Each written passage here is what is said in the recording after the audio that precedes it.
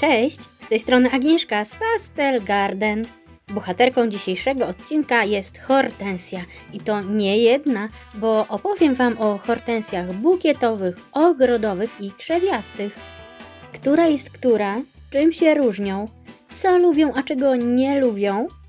O tym wszystkim opowiem w dzisiejszym odcinku, zatem przygotuj sobie coś dobrego do picia i zapraszam do oglądania.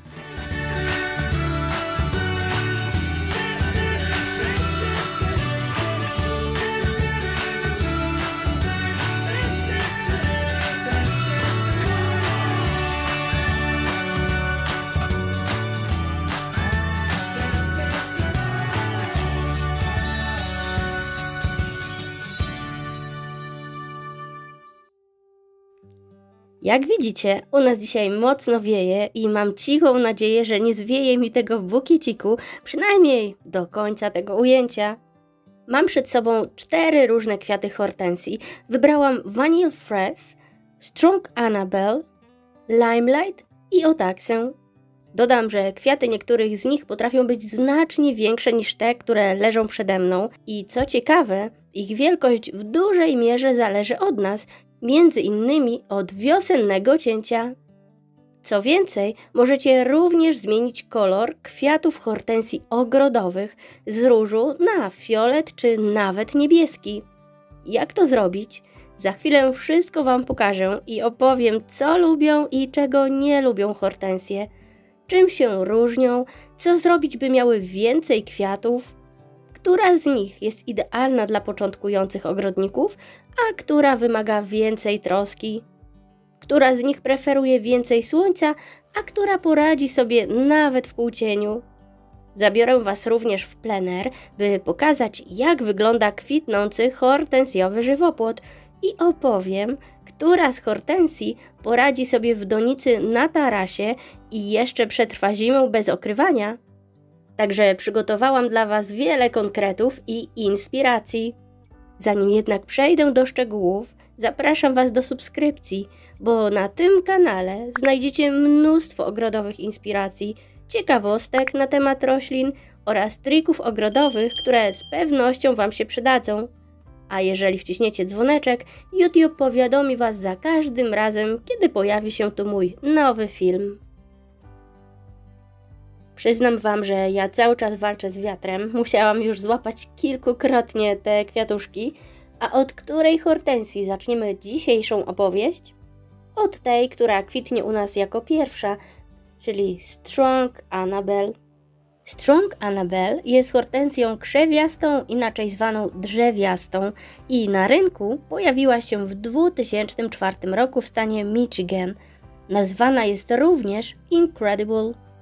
Jest to ulepszona wersja hortensji Annabelle, od której różnią ją sztywniejsze pędy i większe kwiaty, bowiem kwiaty Strong Annabelle mogą osiągać nawet 30 cm średnicy.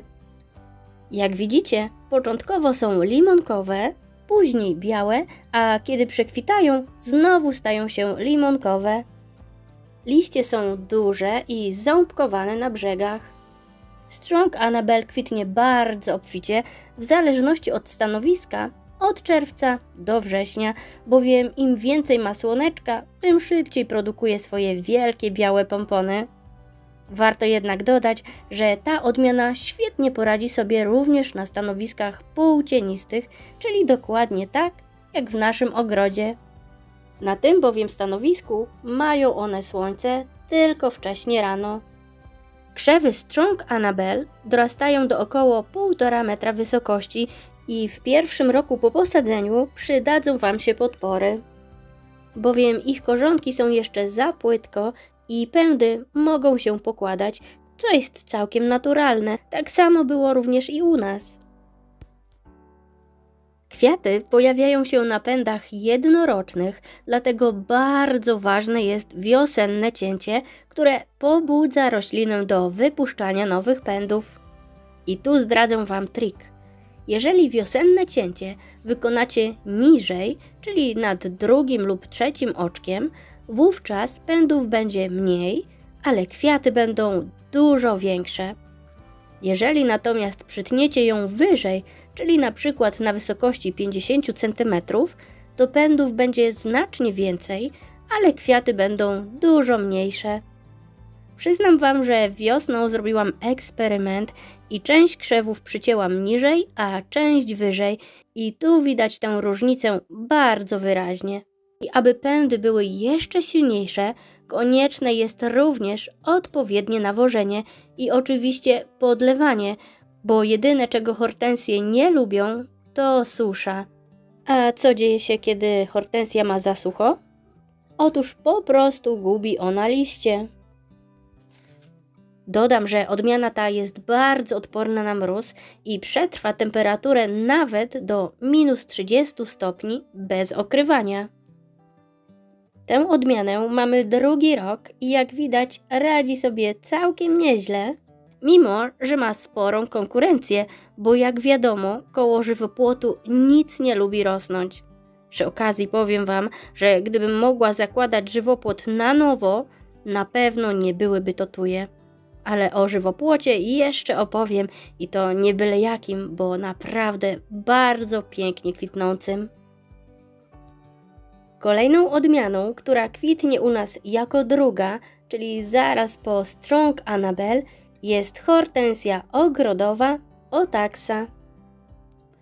Jest to jedna ze starszych odmian, bo została przedstawiona światu aż w 1862 roku.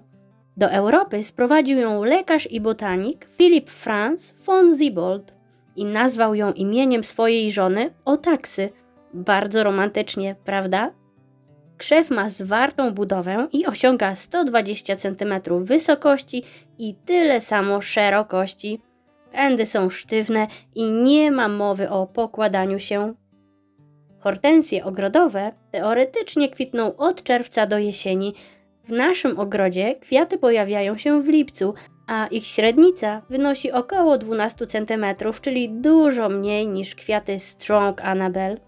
To, co wyróżnia Otaksę na tle wielu innych hortensji ogrodowych, to fakt, iż kwitnie ona nie tylko na zeszłorocznych pędach, jak większość hortensji z tej grupy, ale również na pędach tegorocznych, dlatego jest ona tak lubiana.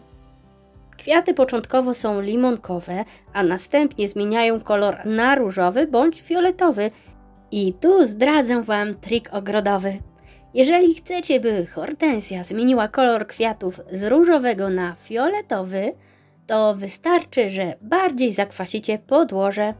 Zobaczcie, tu mamy dokładnie tę samą odmianę, jednak jeden krzew jest różowy, a drugi niebieski. Zatem jeżeli kupicie niebieską hortensję, to pamiętajcie, że w kolejnym roku jej kwiaty mogą być różowe. No dobrze, zakwasić ziemię fajnie brzmi, ale jak to zrobić? To wcale nie musi być skomplikowane i możecie iść na skróty i użyć gotowego nawozu barwiącego na niebiesko do hortensji. Jest on dostępny w marketach ogrodowych. Jeżeli macie hortensję niebieską czy fioletową, a chcecie, by była różowa, wówczas trzeba zmienić odczyn gleby i w tym przypadku możecie użyć gotowego nawozu do hortensji, który barwi je na różowo. Prawda, że proste? A skoro mowa o kolorach hortensji ogrodowych, to występują one również w kolorze czerwonym, karminowym, fioletowym, granatowym i niebieskim. A co zrobić, by miała więcej kwiatów? Teoretycznie hortensja ta poradzi sobie w półcieniu, jednak z mojego doświadczenia wynika, że dużo obficiej kwitnie na stanowiskach słonecznych, najlepiej na stanowisku zachodnim. Dla porównania pokażę Wam inną hortensję ogrodową, którą mam w półcieniu. I jak widzicie, ma ona tylko 2 kwiatki. I nie jest to rok wyjątkowy, bo dokładnie tak samo kwitła rok temu. I to nie koniec różnic, bo niestety, ale hortensje ogrodowe są znacznie mniej odporne na mróz, dlatego w naszym klimacie muszą koniecznie być okrywane na zimę, a zwłaszcza niebezpieczne są dla nich wiosenne przymrozki. Jest jeszcze jedna różnica, mianowicie hortensje ogrodowe nie przycinamy na wiosnę, jedynie wycinamy przemarzłe fragmenty pędów. Moją otaksę połączyłam z różą The Fairy, która ma bardzo podobny odcień różu i lubi takie same stanowisko. Obok rośnie również funkia kwitnąca na fioletowo i przyznam Wam, że bardzo lubię to zestawienie.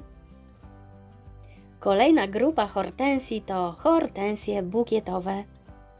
Zacznę od mojej ulubionej odmiany Limelight, która na moim kanale ma dedykowany odcinek tylko o niej.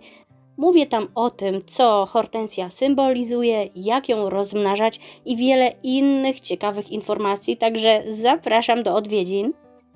Została ona wyselekcjonowana w Holandii w 1986 roku przez Petera Zwijnenburga, a od 2002 roku przy jej nazwie możecie znaleźć tajemnicze 3 literki PBR. I tu zdradzę Wam ciekawostkę. Oznacza to, że od 2002 roku została ona objęta prawami patentowymi. A dlaczego to Limelight lubię najbardziej? Bo jest po prostu niezawodna, mrozoodporna, więc nie wymaga okrywania na zimę. Kwitnie bardzo obficie, nawet na stanowiskach półcienistych i jak widzicie, radzi sobie nawet przy ogromnej konkurencji.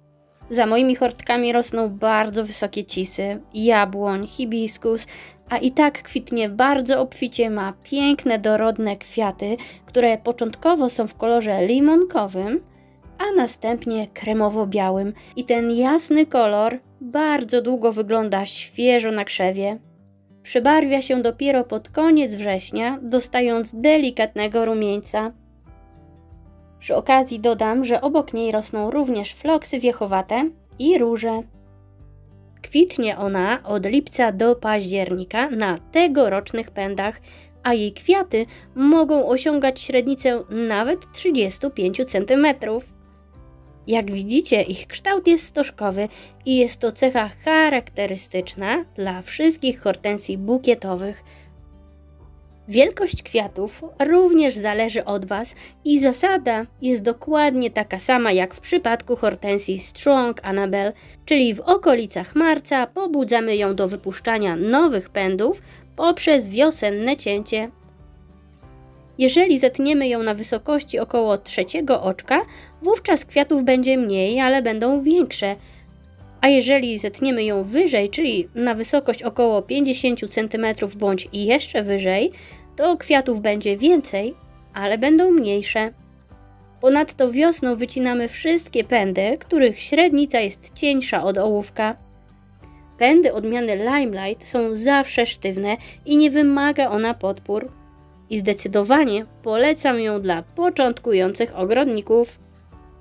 Odmiana Limelight może osiągnąć nawet 3 metry wysokości i możecie to osiągnąć poprzez odpowiednie cięcie, czyli co roku skracamy ją tylko o 1/3 nowych przyrostów. Ze względu na to, jaką wysokość może osiągnąć, możecie z niej stworzyć piękny, kwitnący żywopłot. I w tym celu zabieram Was poza mój ogród, by pokazać Wam, jakie zastosowanie ma Limelight w zieleni miejskiej.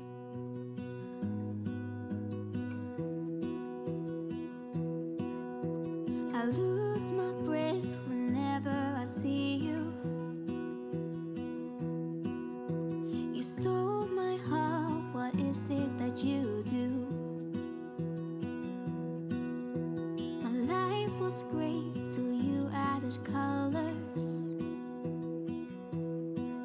Like the moon needs the sun, we don't care about the others. You set my world on fire.